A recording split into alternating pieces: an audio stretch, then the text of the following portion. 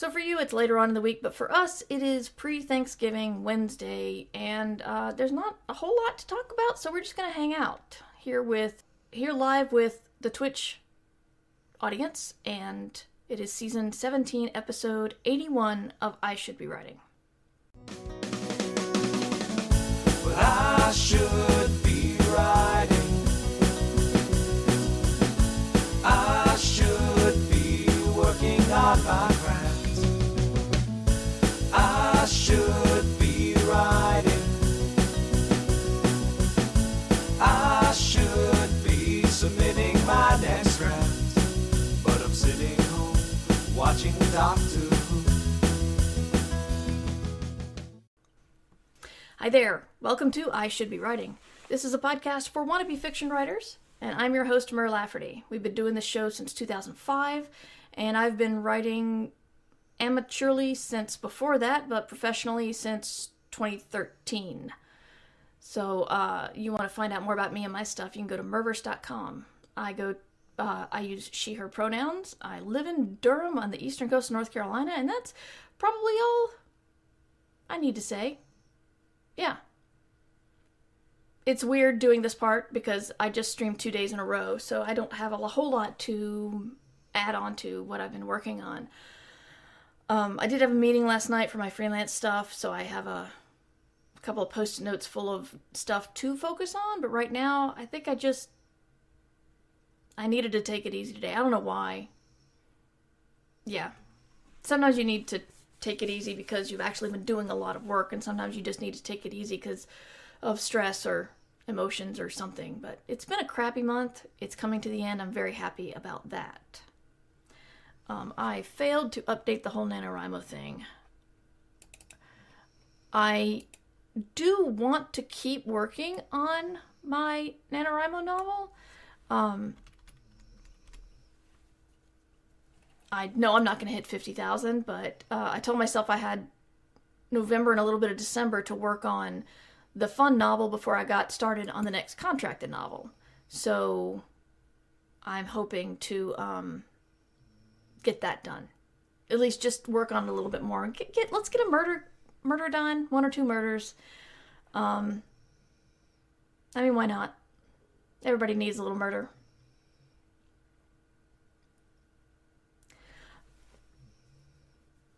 Are you guys doing a whole big Thanksgiving feast? We are doing a Thanksgiving feast. It just kind of, trying not to take it too personally, but I'm not taking it personally. I understand everybody's reasons, but pretty much everybody we invited couldn't make it. So it's going to be the 3 of us, and then some people may come over for pie. So we are doing a Thanksgiving feast, but not too big. And but I'm making the murder pie again. If you missed it last year, I think I left it downstairs. I live tweeted my murder pie. Cooks Illustrated had this like cranberry custard pie that is just like blood red. And it is also delicious. So we're making murder pie again this year. Nice overlay. I'm writing with family to see relatives. Hey, Jasmine, I'm glad you're able to pop in. Yes, the overlay is because I switched streaming software and I didn't want to switch it to like a neutral overlay and then have to switch it to a Christmas overlay next week. We have whipped cream, vanilla ice cream, and weird fake cream in a can. No. We have fake Cool Whip. That's my vice. Anyway. So we do pudding cake. Wow. Murder pie sounds like a good name for a cozy mystery / cookbook. It does. I'm not very good at the cozy mysteries that are built around bakeries or animals. I try not to, crap on them. Somebody likes them clearly because they're selling, but it's never really interested me. And I've tried a couple of them, and they're just not for me. So have not been doing those kinds of cozies. I like watching the cozies on usually British cozies. Make pecan pie from scratch once as a Valentine's Day present. Realized we didn't have ice cream. Dashed across the road for a block of vanilla with 8 minutes to spare. Hallmark movie. Ah, yes, Hallmark movies. I have been enjoying the Deck the Hallmark podcast. I mentioned it last week. Especially since they're not like just completely pillorying the stories. They tell you what they like about them, and then when they tell you what they don't like, they're usually pretty funny. They did not grab what my least favorite part of Christmas Switch on Netflix. It's when the woman bumps into her like faraway cousin who's about to be the ruler of magic fake European place, and they do the whole switch up thing. But the catalyst of them meeting each other has to do with the peasant, is in a cooking competition. And so she's wearing an apron, as cooks often do. And then her rival, an evil blonde person with no personality at all, bumps into her and spills coffee all over the apron. Oh no, she says, I can't have a dirty apron. So she runs backstage to get a new one. Because God forbid you get your apron dirty. Yeah, I was kind of hoping they would click onto that, but they didn't. But I'm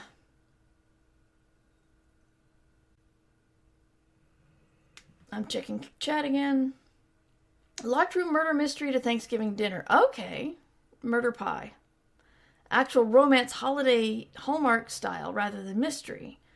I don't know how many saccharine perfect white people, or at least really light-skinned black people, Hallmark type movies have murder in the title.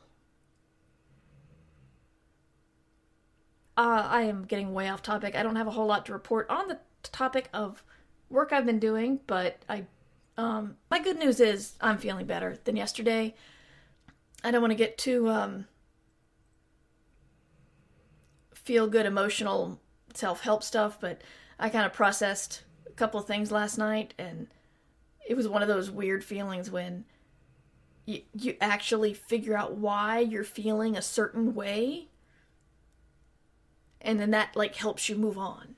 So I was feeling pretty bad about something, and then I kind of framed it in how I was handling it, and then I started to feel better. And I'm sorry I can't say more to actually make it any clearer, but yeah, that's just what I was going through. Just, I'm glad I feel better. I'm glad the kid's coming home, and I'm glad my stream is up and running on OBS.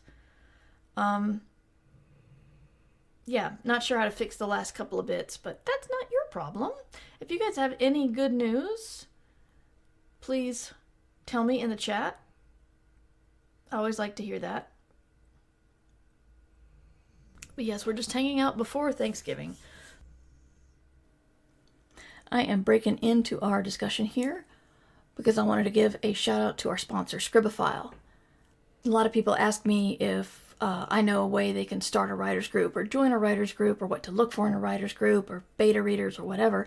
And I work alone a lot, so I don't really have an answer for that. But then I found out about Scribophile, and it's exactly where people want to be. You can upload your stuff, you can get detailed critiques from other people, you can find beta readers, you can help other people out by giving them critiques. It's been endorsed by Writer's Digest and NaNoWriMo and Predators and Editors, and has made several lists of 100 best websites for writers. There is a free membership and a paid membership, and I recommend you check it out because it looks pretty sweet, even on the free level. But thank you for your sponsorship for Scribophile, and if you guys want to check them out, check out scribophile.com, and I'll have that in the show notes. So, I believe Firewriter brought it up in chat yesterday in the Discord about the Twitter main character of the day. I think it was a letter to Dear Prudence. Someone correct me if I'm wrong. But there's a guy who says, my wife and I agreed, my wife is a writer, and we agreed that when the baby came, she would stop writing for a little while and take care of the baby. And then wife also has a day job. And so it turns out that behind his back, she wrote a novel on her lunch hour and sold it for 6 figures. He's very mad at her because she went behind his back and did the thing he told her not to do. And there's just so much to unpack here. It's I'm not a marriage counselor, but that just screams toxic to me. He thinks she could have come home an hour earlier every day. And I guess not eaten. But, yeah, the story was a hot mess from top to bottom. I'll never forget the person. I have forgotten their name. So if you were the one writing to me, that I'm sorry to bring it up again, and I hope things have gotten better. But just somebody who, she and her husband were out of work, and she was looking for work, and she was looking for work hard, but she wanted to pursue writing because that made her happy.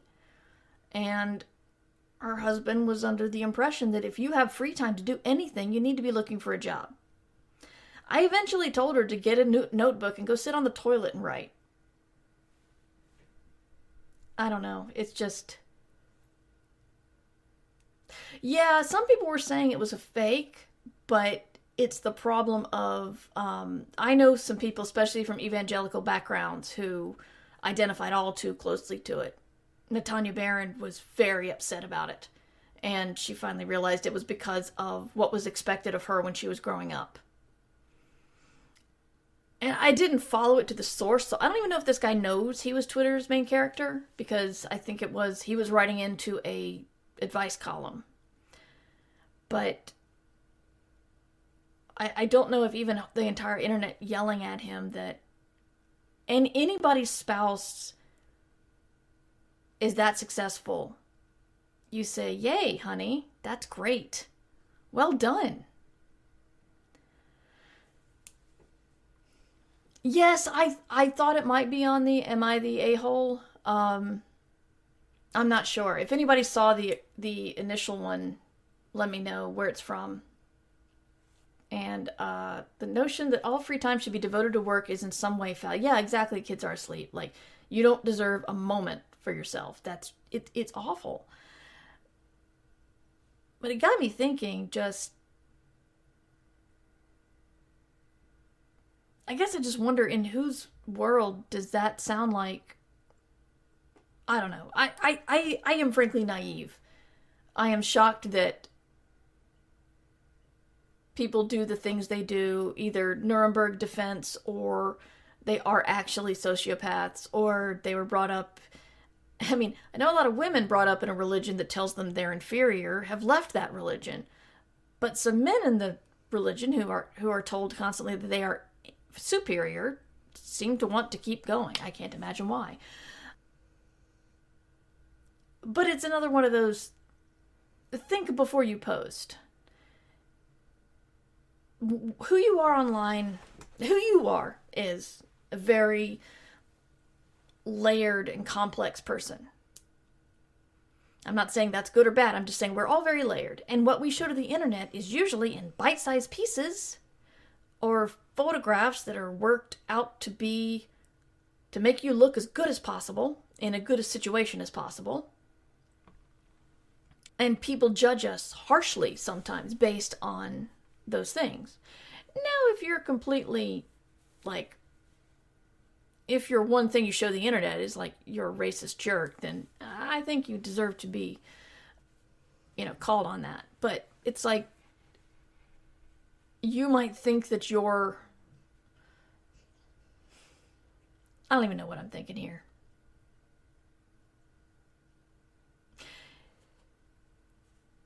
People get mad and say that the internet takes them out of context. And with the short-term attention spans and the domination of social media, yeah, we get a lot of things out of context, but we've usually learned how to put it all together.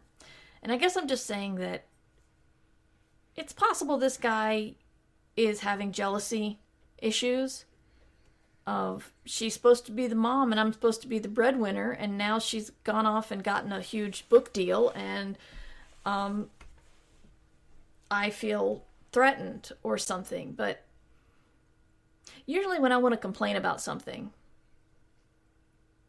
I try to think how it sounds outside of myself. But it's a, yes, you're alive! Yay! I hit the yay button for that. Boom. Okay.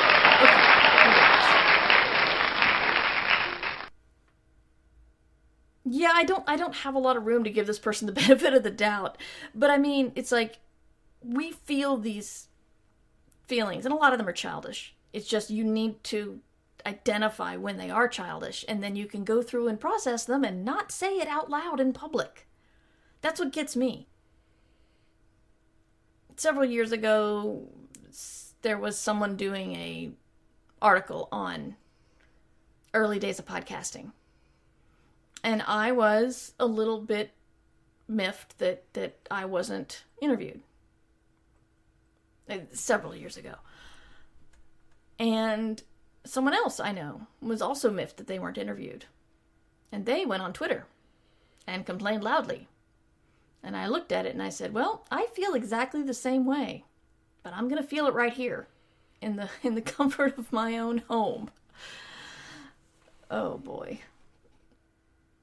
The guy may be solo parenting for all we know, but that isn't what he said. That's a good point, kids are asleep. But again, he thinks that if his wife isn't writing during lunch, she should be just working all the way through and not eating? Yeah. I won't someone think of my patriarchy. Thank you, Phased Out.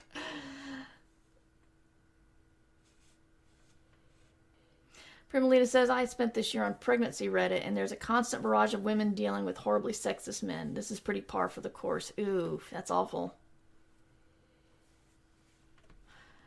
As I told my boss the other day about another coworker, we can only go on what people tell us, not assume all these ulterior motives. Except often women have fewer options financially. Yeah, that's pretty much it.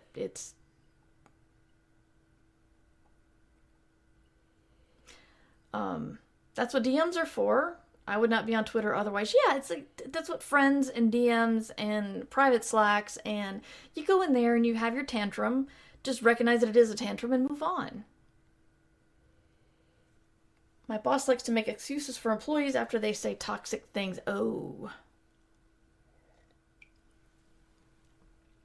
they didn't really mean that. So if they're saying stuff they don't really mean, when do you know to trust them trust that they are not? That they are meaning what they say? I don't know. Phased Out, you joined Reddit when your Facebook account was banned and you couldn't make another one, and I needed a reason to be angry on the internet. Oh boy. So, support your partners in their creative efforts. Ask that they support you too. And when you want to have a tantrum, have it at home. The more public you get, the more closely people will scrutinize your tantrums. Or anything you say, really. I have been lucky so far. Did find a YouTube video claiming that I can't remember exactly what I did, but it ended with me telling Chuck Wendig to sick his followers on this guy. Like, I have control over Chuck's followers, and we send them away like attack dogs. It was really weird, and I didn't watch the whole thing. I just read the title, and I went, do I have that power? I don't even know what they're talking about, but Yeah, so I not sure if this is right. Valerie, you can tell me if I'm wrong, but I believe it is a 40,000 word deadline right now, or a goal for today. Could be worse. You could have sent Ursula after them. Oh, God. Hi, Kevin. Lovely to see you. Yeah. Ursula just getting mad on the internet gives her life. I don't know how. I wish I had that moxie or chutzpah. UPS will be gone in a minute. Oh, I know you say that with love for your wife. But it's still, yeah. Oh no, a murderer at the door. Yeah. So yeah, if you're doing NaNoWriMo, I take my hat off to you. And I'm someone said earlier that they were stuck on 35,000. 35,000 is amazing, and it's more than twice what I have, and I'd be proud of 35,000 words. Definitely. I'm stuck under 9,000. That's okay. Try to pivot. Try to do a different take on things. Throw in a feast. Throw in some sex. Throw in a battle. Whatever fits. That's that was the advice we were giving back in the day of starting this daily show. I remember PG Holyfield was helping me with it. And his favorite of my suggestions was, I named every podcast for the NaNoWriMo Daily. And I believe the sex one was His Turgid Rod, is what I called it. I was proud of that one. So, when in doubt, throw in a feast, throw in a sex scene, throw in a getting dressed and the clothes are very detailed kind of thing. It's my first nano. I'm just glad I've started. Daniel, that deserves a yay. I'm sorry. That's great. Because you've gotten 9,000 words down, and that's amazing. It really is. I'm not being,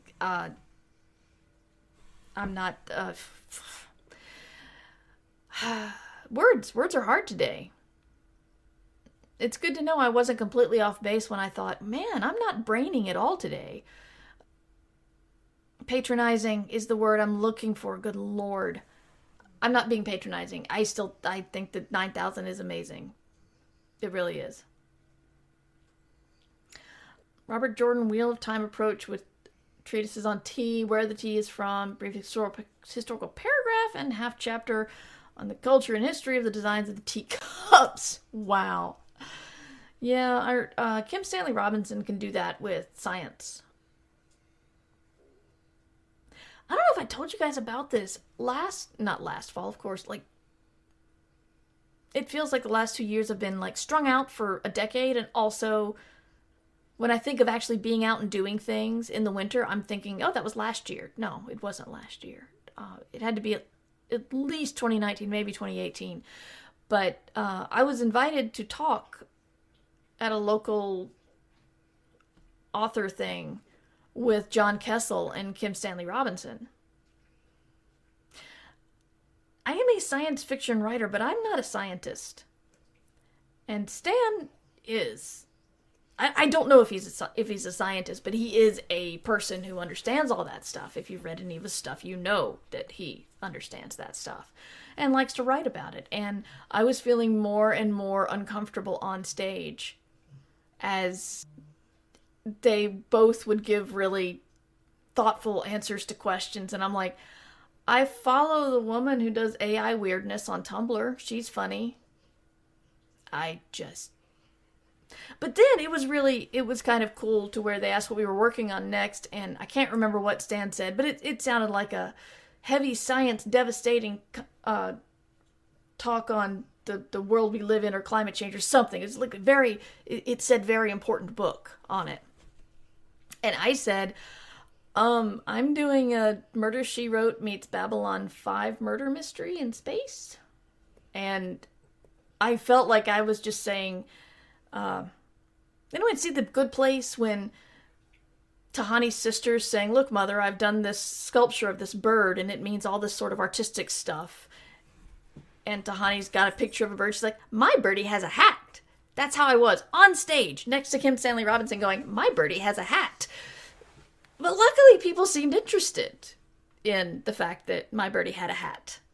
So that was at least good. But it was really uncomfortable being up there and surrounded by people who knew science. And me, I look up what I need to know for the thing that I'm trying to make up and email Pamela Gay when I can't find something really fast. So it's, yeah. Oh, good. Thank you, Daniel. I'm glad you didn't take it that way. Yes, progress is still progress, and if you're listening to this later, or, if you're listening to this after we do the live thing and you're not doing as well as you wanted to be on NaNoWriMo, you're not alone. And keep going. There's if you can get some words down, do it. Throw in a view from one of the gods and what their opinion is of what your characters are doing.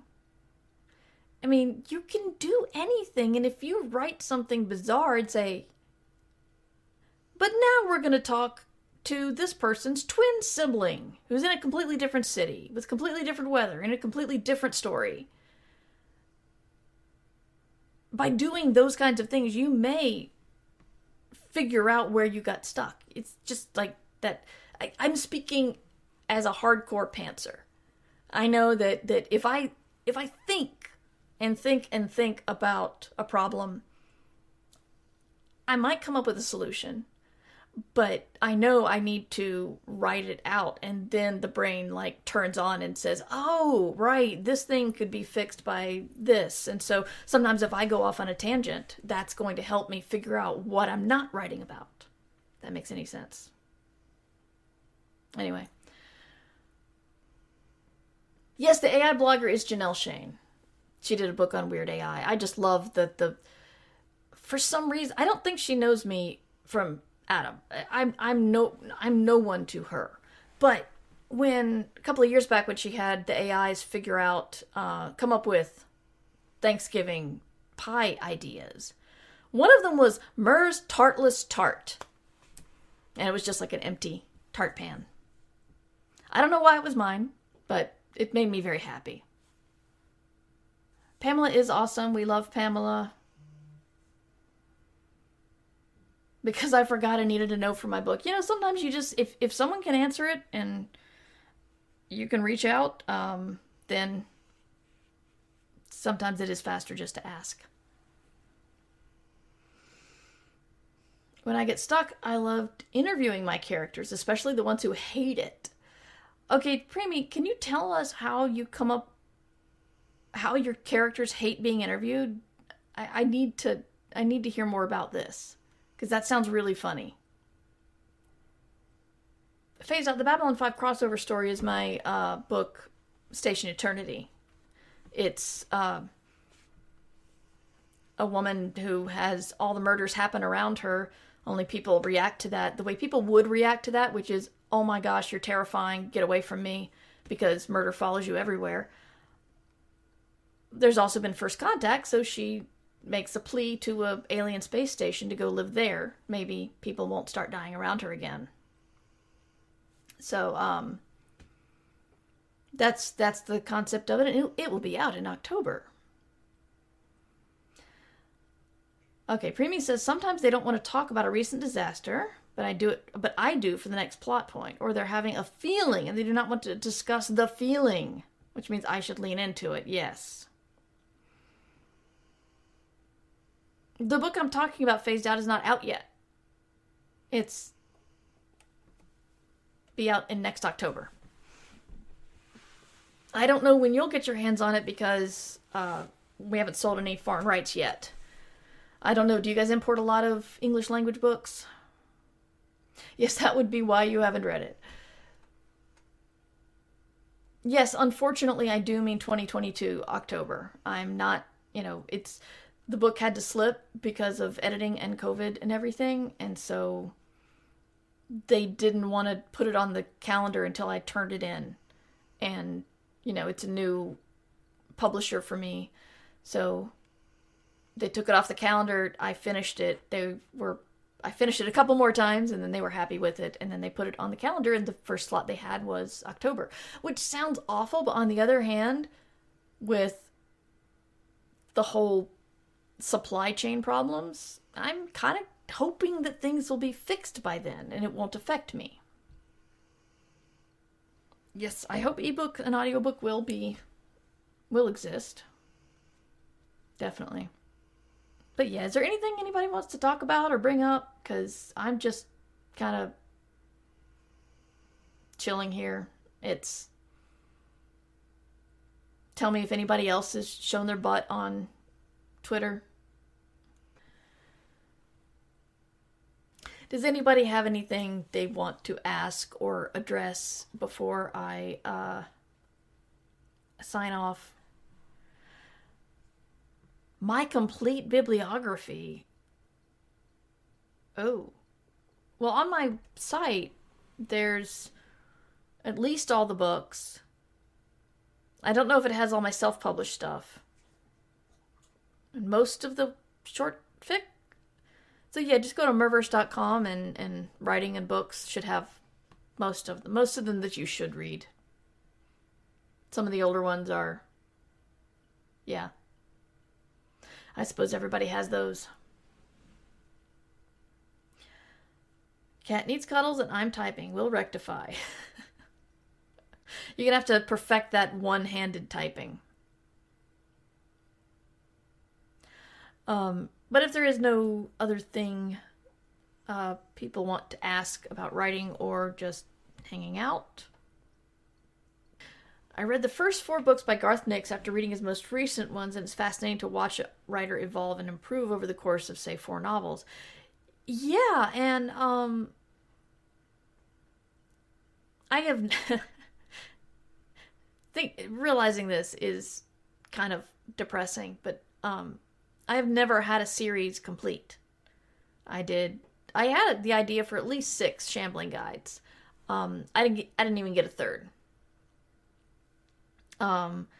With 6 Wakes, I could have done, when it did a lot better than we expected, I could have written a sequel, but the publisher didn't want that. And, my very first book, Playing for Keeps, like in 2007 or 8, that was, I had plans for 2 more books, and that, earned out and did well, and the press shut down, so there wasn't even talk of a sequel. And so the problem with that is, yes, I could continue the stories on my own, but I've grown since then, and it's been a long time to be away from those situations and those characters. So I don't even know if I could if I tried. I might do some short fiction in those areas. I really do want to write about the mouse. How do you shut off the internal critique while writing? I don't know if I'll ever get anyone to I'll ever let anyone read my novel, but I still can't get past the fear of my own criticisms at times.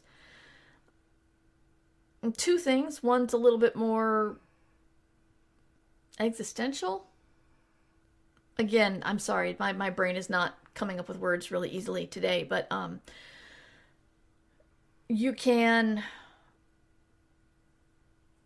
give yourself 5 minutes for your editor to say whatever they want, and then when the 5 minutes are done, set a timer. And then you say, okay, you get to be quiet now. I get to work now. That might be a trick that works. You can sit down and allow yourself to write horribly. Challenge yourself to write horribly. Make that the goal. Because, or, just remind yourself that you know what? You may be writing terribly. You may be the worst writer we were talking to today. But you don't get better until you write more. So the internal editor saying that you suck, you're like, well, yeah, and if you shut up and let me work more, I can get better. Because you're not going to get better if you don't work. And so if the internal editor really wants you to get better, then they'd shut up. So those are my 3 options. A lot of it has to do with just, hacking your own brain and saying, I got to do this. I don't care if it sucks. Because persistence, and remind yourself that persistence is what gets going. Oh, Lily, the thing that got me to finally finish a draft was other writers saying you can't fix something you've not written. That's a good point. Yeah. So it sounds a little woo, or just talk to that little person inside you. But honestly, if one of those brain hacks work, embrace it.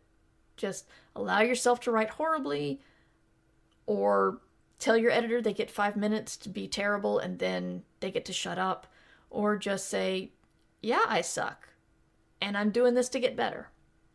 And I'm definitely not assuming that you're a terrible writer, Daniel. I'm just saying that if you sit there and think, what if the editor's right? If the editor's right, then you just write more and get better. Because you can't just magically get better. I think it's an adult thing where we just assume that since we're adults and we can drive and function and cook dinner and stuff, it's like when we try something new, we should at least be competent at it. And we don't want to go through this learning process. And that's why it always feels like a big thing to say, I am taking a music class, I am taking a beginning drawing class, I'm taking a novelist class. Noveling, that's a word. But if you allow yourself to write poorly, you'll keep going. And crap, there's going to be one more thing, but I'll say what the kids are asleep said. For me, I just sort of tune it out like the music at Panera. The voice won't go away, and the more attention you give it, the louder it gets. That's true. Yeah, music might help. Play some music that really pumps you up. But this is a persistence game. And I definitely can't speak that this is everybody. But the people I know who've quit, they quit. It's not... Nobody can tell you to quit. People can tell you to quit, but no one has the control over you to actually quit. And when you don't write because you talk yourself out of it, that is the reason most people quit. And it's just the people who refuse to quit that eventually go on to be published. We could have the greatest science fiction writer in the world living down the street, but she didn't like being rejected, so she quit. I know a guy in my high school who was one of those like effortless actors. He didn't need to try anything. He just like got into the role and just, he was amazing. But, he didn't really work on that or pursue much. And so he's not an actor. And, I don't know him that well. I certainly haven't talked to him in many, many, many years. But, you could see that it came to him easily. And if he ever had to work, he's just kind of, So, yes, rejection sensitivity from ADHD is a real thing, and it sucks. It's setting a timer or doing like Pomodoro stuff might help with the ADHD thing, because the rule is that you have to write for the next 20 minutes. I wasn't going to say you didn't make the rule. You did make the rule, but it's like the timer is the one who's in charge. And so you don't have to worry about when you start and when you stop, because the timer will tell you. And if your inner editor starts speaking up, you can just like, hang on, it's writing time. I gotta write because the timer said so. It feels weird to recommend these brain hacks, but they can work. I don't like it, but they can. I mean, I don't like it because it feels weird to say that. I've been, working on my random number generator productivity system where, I roll the die and the die tells me what to do, and it works. I just haven't figured out a way to prioritize some things. Like, okay, great, so I got 3 things done in the last hour, but am I any closer to my deadline? No, because that number did not come up. So Pomodoro can help with severe ADHD, like mine, not always, but often enough to not take the app off the phone. Forest helps too. It's an app that I've talked about it many times. You say you plant a tree, and then you say how long you're going to focus.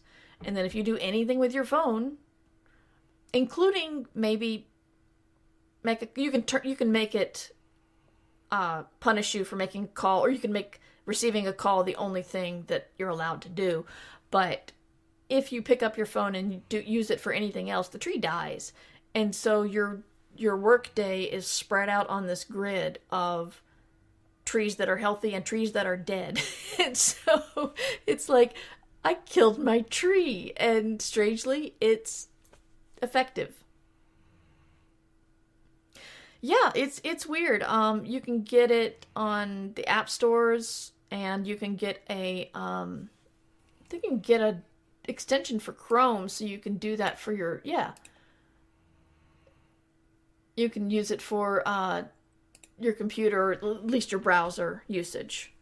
So it's a silly thing. The only thing I don't like about it is, the incentives are you make some coins, or you give the app money, and you can buy different kinds of trees. But even if you own a different kind of tree, for example, I'll say I have the tree that has the treehouse in it. And so, but if I do 25 minutes of writing, I'm only going to get like a little bit of a tree. I have to do 2 hours of writing for the tree to grow big enough to actually have the house in it.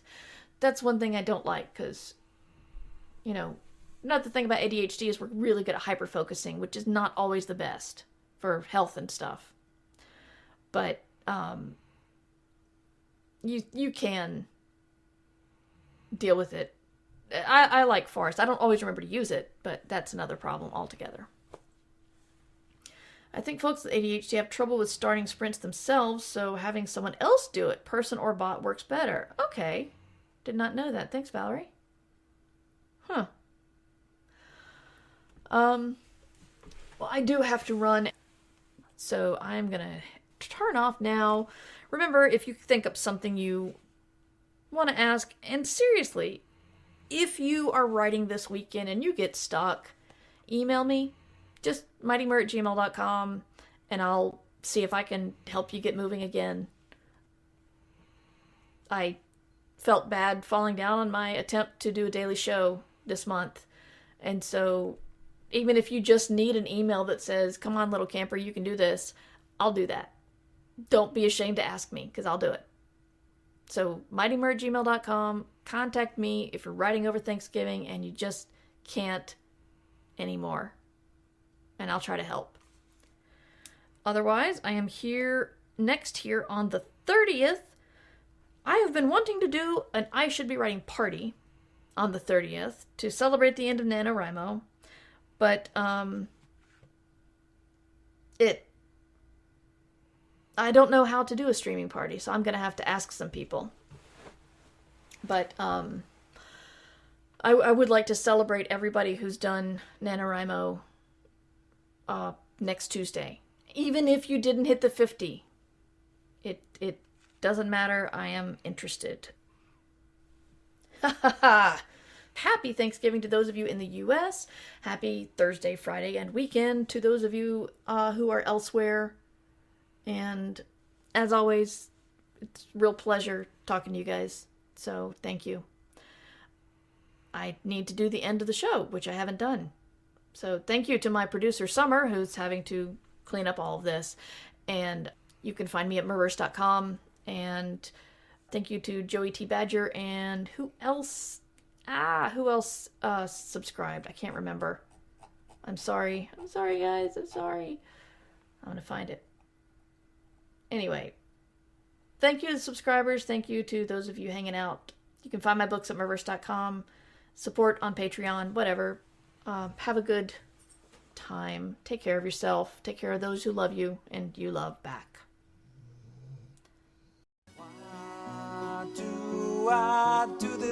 I Should Be Writing is available to you under a Creative Commons Attribution Non-Commercial No Derivatives license. Theme music by John Anelio.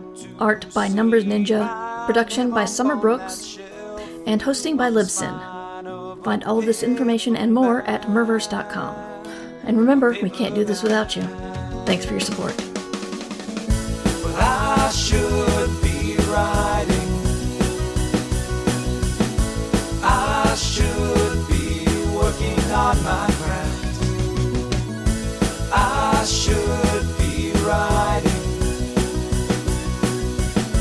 I should be submitting my next draft. But I'm sitting home watching Doctor Who. Yeah, I'm sitting home watching Doctor Who.